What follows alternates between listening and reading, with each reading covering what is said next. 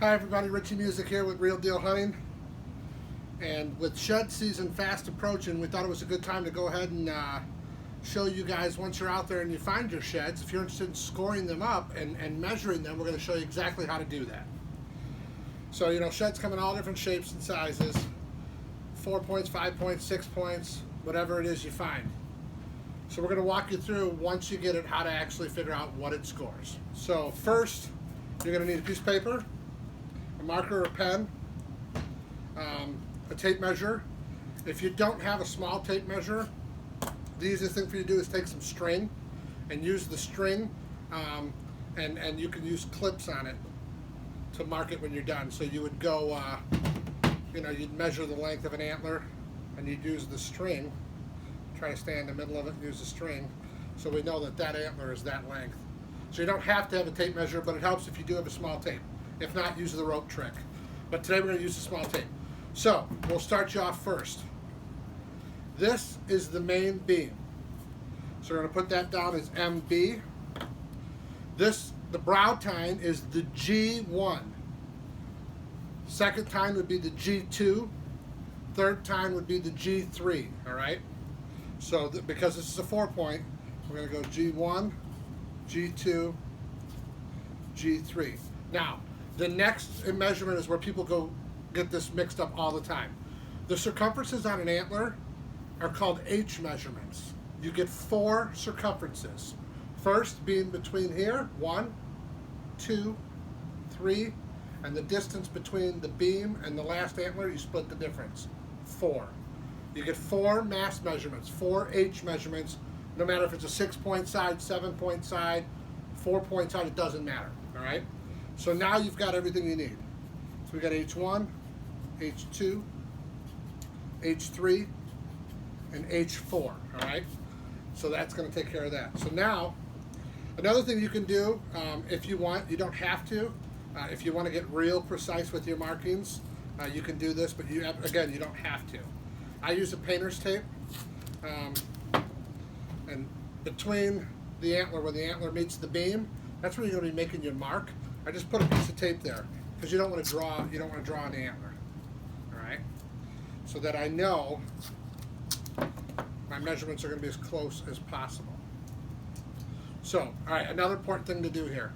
When you get to this stage, take a string and you're going to run it across the top of the beam, and you want to draw a line basically between that tape. So you see where the string is on the tape? That's going to be your starting point to measure that antler vertically, or that tine vertically. So you're going to take your finger and place it on that rope. You want to hold it in place there. You're going to take a marker, and you're just going to put a dot on it. All right?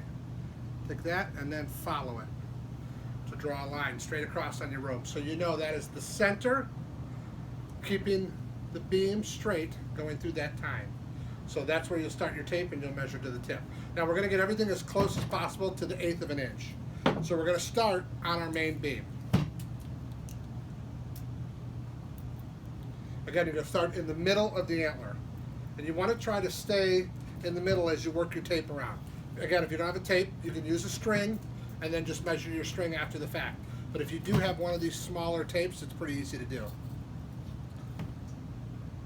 Okay, so this beam is 25 and 5/8. We're going to go to the eighths, okay? So we're going to write that down first, 25 and 5/8. Our G1, again, we're going to make that mark with our rope between the beam and the burr. We're going to keep that parallel line there, and we're going to mark it with the marker for our starting point. So we've got that. And then we're going to measure up the middle of the antler. Start right from that line and go right up. So this one is going to come in at 4 and 4/8 on the brow tine. 4 and 4/8. Now we'll go to the G2. It's going to be your second vertical tine on the antler. We'll use our string. We're going to make our imaginary line, continuing the beam straight through the antler, all right? So that's there. We'll go under it so that way you're not cheating the 1/8. You're always going to be safe with that measurement. So we're going to take that mark and we're going to go straight up in the middle of the tine. So this tine is going to measure, you can pinch it, you can stop midway if you need to hold the tape. This is 11 3/8 on our G2. 11 3/8. And our G3, which will be our last vertical tine on a 4-point shed. Again, start at your mark that you've made, continuing off of the beam, drawing an imaginary straight line straight through. Go off that and go up the center of the tine. And that puts us dead on at 11 inches on the G3. Now, we're going to the mass measurements. H1. Take your tape, wrap that around, and we are at 5 3/8 for H1. 5 3/8. H2 will be your second circumference. The difference between the antlers is 5.5 inches. So we're going to go 2 3/4, which puts us right there. And we'll take our measurement here. 2 3/4 puts us at 5 even. Now our H3, it's exactly 2 inches. We split the difference at 1 in the middle, which is right there, which puts us at 4 6/8.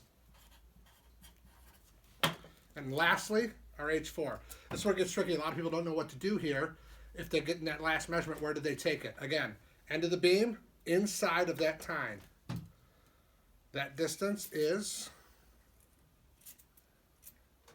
try to ride the center of that beam all the way around, 13 inches. So your center line is 6.5. 6.5 is right there. We're going to take our mass measurement here. Let's back that down. And that's going to put us at 3 4/8. So there you have it. Now we can add this up.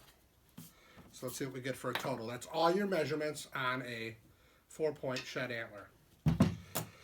So we've got 25, 29, 30, 40, 51, 56. 56 and 5 is 61. Plus 4 is 65. Plus 3 is 67. So now we'll go to the ace. So it's 67 plus the ace. 5, 9, 12, 15, 21, 25 ace. 25 ace is 3 1/8 inches. So that would make this shed 67 plus 3 1/8 inches. All right, so that's how you do it. You take that plus that equals. So this shed is 70 1/8 inch gross of total antler. And there you have it, 70 1/8 inch, which is a really big 4-point shed. But I hope that clears it up for you guys. If you're wondering how to score a shed antler, hopefully this little walkthrough will help you score yours. You know, if that's something you're into, it's fun to keep a tally on what kind of sheds you're finding. And actually, a lot of this will be beneficial to you if you're hunting a deer and you don't harvest him that year. You can really then, if you find the antler, you can say, you know, you were judging that deer to be a 130-inch deer on the hoof. If you find the sheds and you actually measure them and you put 2 and 2 together and give it an inside spread credit, you can see how close you actually were to judging that deer on the hoof. So it's a pretty important tool that you should utilize when you're collecting your shed antlers. So there you have it, folks. Best of luck to all you out there shed hunting. Now is, you know, it's fast approaching. Here in the Midwest in Illinois, we like to get out about the 3rd week of February. But I will tell you, just this week, we've had a couple friends that have found some really big sheds in the 180 range. So they're out there, they're hitting the ground.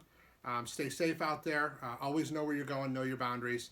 You know, if you got kids or friends that want to get out and do it with you, I recommend you take them out there. It's a great time, especially a field with your kids. Great exercise. It's easy for the kids to walk around, and it's great when they're walking up and they're finding antlers like this. So best of luck to everybody out there this shed season. If in fact you're finding sheds, we'd love to see them. If you would, go ahead on our Facebook page and post your pictures there on Real Deal Hunting. We'd love to see them, and best of luck, guys.